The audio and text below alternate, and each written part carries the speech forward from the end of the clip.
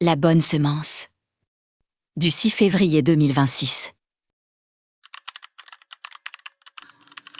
La Bible, j'en connais l'auteur.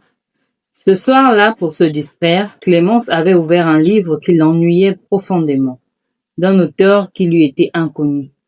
Plusieurs fois, elle avait cherché en le feuilletant à y découvrir une page intéressante, et finalement, elle l'avait reposé déçue sur l'étagère d'où elle l'avait pris. Plus tard, au cours d'un voyage, elle rencontra une femme avec qui elle se lia d'amitié et découvrit à son grand étonnement qu'elle était précisément l'auteur du livre qu'elle avait mis de côté. À son retour, Clémence reprit le livre et cette fois, elle trouva en le lisant que chaque page valait la peine d'être lue. L'auteur étant devenu son ami, elle éprouvait un réel plaisir à lire son livre. Si la lecture de la Bible n'éveille pas notre intérêt, c'est peut-être parce que nous n'avons pas de relation personnelle avec son auteur. Mais à partir du moment où nous connaissons le Seigneur Jésus-Christ comme notre Sauveur, nous apprenons à l'aimer comme notre ami.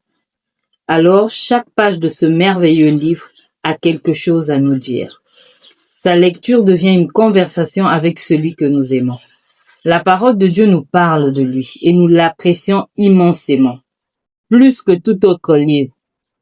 Surtout, ne restez pas sans ouvrir la Bible, même si vous n'en avez aucune envie, car c'est le moyen par lequel Dieu veut vous approcher de lui, pour que vous trouviez le pardon de vos péchés et la paix à laquelle vous aspirez.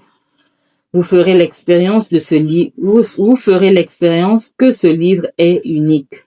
C'est une parole vivante qui touchera votre cœur et vous fera apprécier son auteur, Jésus-Christ.